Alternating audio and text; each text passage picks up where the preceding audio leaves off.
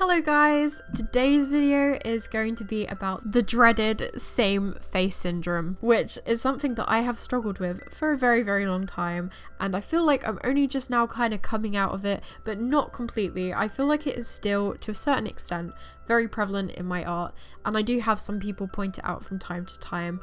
And that is one of the reasons I'm making this video, because I just kind of want to talk about what same face syndrome is, whether it really matters that much, and also how you can overcome it if you yourself have it. So same face syndrome is basically when you repeatedly draw the same face on every single character, even if they're different like ages or different ethnicities, you're kind of going with the same features again and again.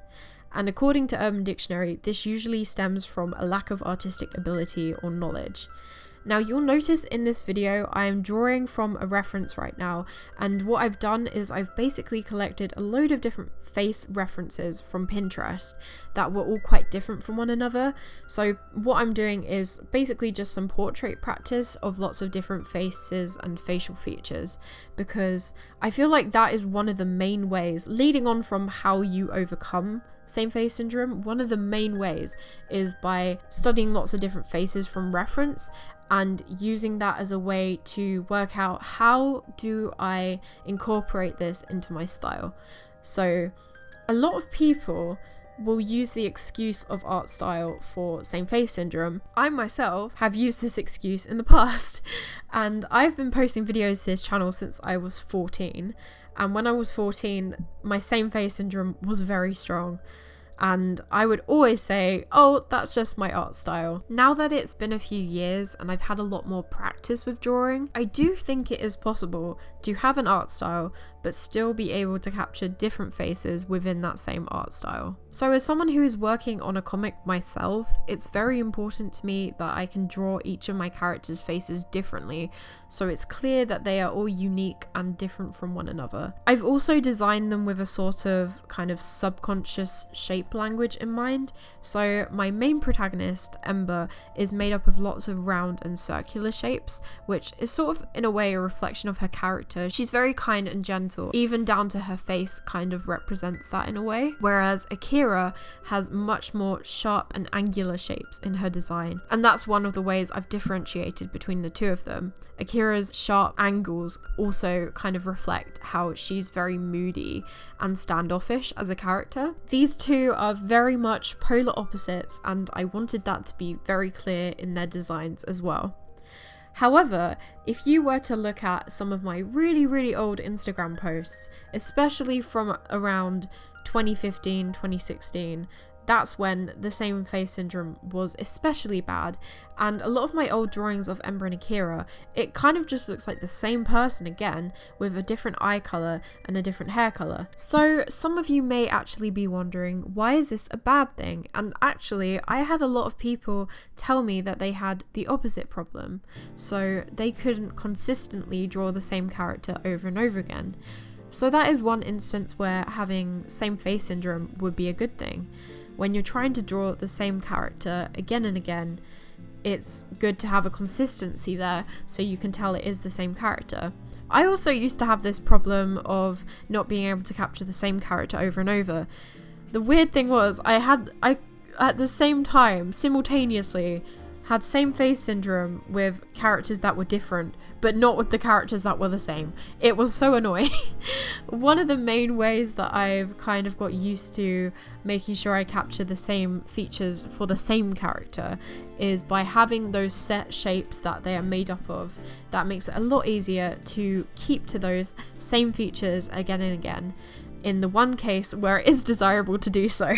So for any of you guys out there who are struggling to actually capture the same face again and again for a character that you're trying to draw more than once, then that is probably my tip for you. Break that character down into their simple shapes and their simple proportions, so you make sure you get those exact shapes and proportions the same every single time. So I also had someone ask me, what about if you have a more simplistic art style?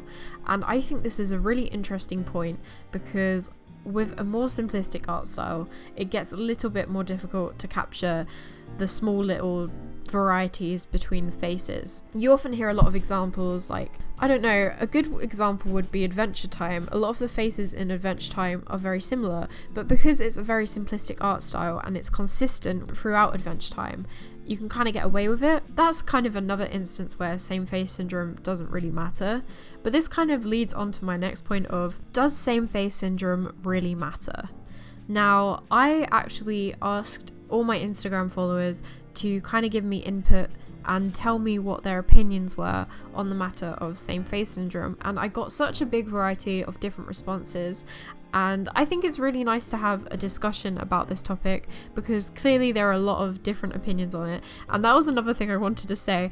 If you guys do discuss this in the comments below, please be very kind and respectful to one another. This is just a very chilled discussion of the matter. I will read out to you some of the responses I got, but one of the ones that I found most interesting, and it kind of really resonated with me, was if someone is drawing for fun, who cares if they have same face syndrome? And I think that was a really good point, and it kind of tied right into what Canary Witch was saying when I was asking her about her opinions on same face syndrome when I was doing a live stream on my second channel of me drawing all these portraits in this video.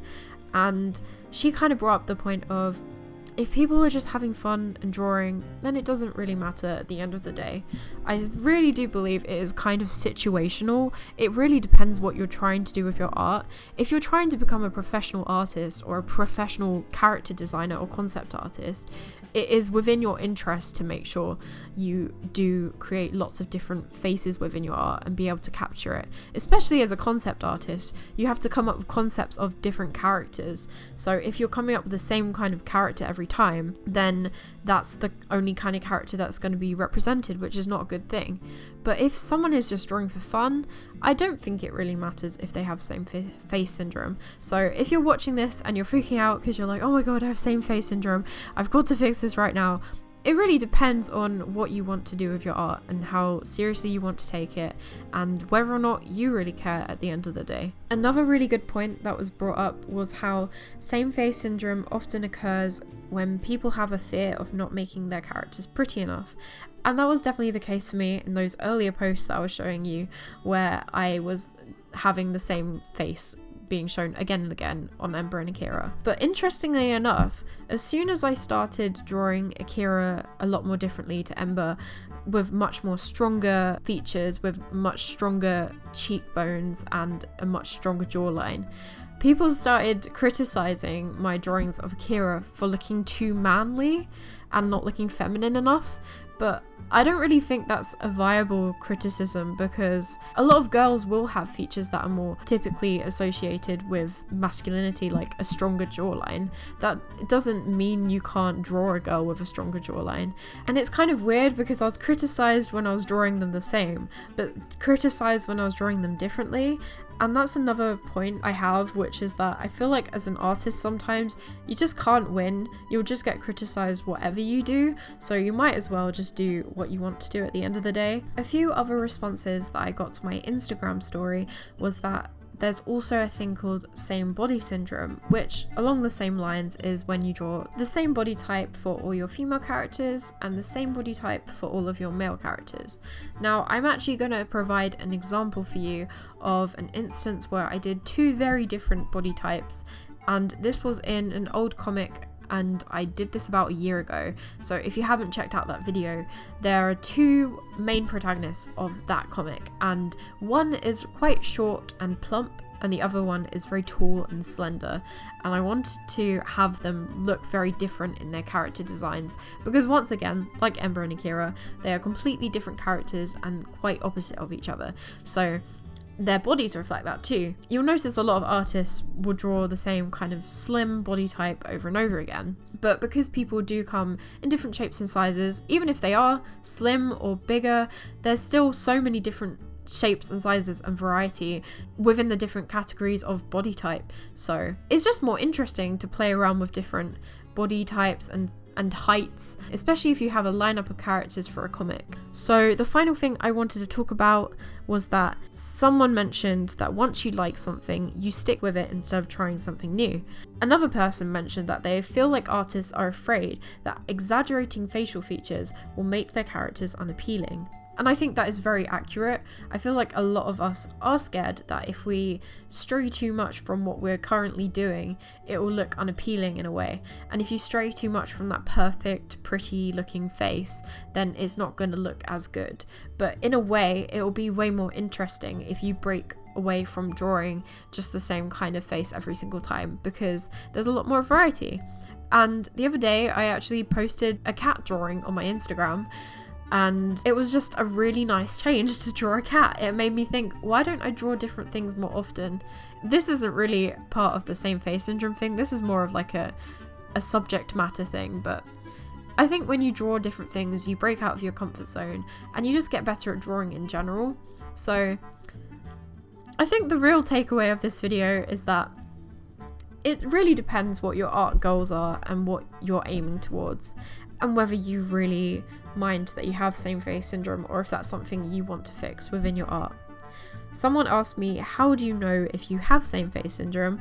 And I guess one of the ways is just by asking people for constructive criticism. A lot of the time people will point it out if you have same face syndrome. And yeah, that's kind of the real takeaway of this. And personally, I'm going to keep doing studies like the ones in this video. In fact, I really want to do the Ahmed Aldoori's 100 face drawing challenge, where you draw 100 faces in 10 days. So you draw 10 faces per day, and it's a Pinterest board of 100 faces. There are set ones for the challenge that you can draw, and I really want to try that because I think this will really help me fully break out of the same face syndrome thing. So yeah, it doesn't really matter. It all just kind of depends on your personal preferences, what your art goals are, and whether you feel like you are limiting yourself or holding yourself back in any way by kind of consistently doing the same kind of faces. It's really all about character appeal, and it will make your characters a lot more interesting and appealing if they do look slightly different from each other. If you have a way of working their personality into their appearance as well, that will also be a really cool thing you can do to push your characters a little bit further. I really hope this video was informative for you guys. Please let me know what your opinions are on the matter below, whether or not you think you have same face syndrome, whether or not you think it's a big deal. And yeah, I'll see you guys in the next video. Bye guys!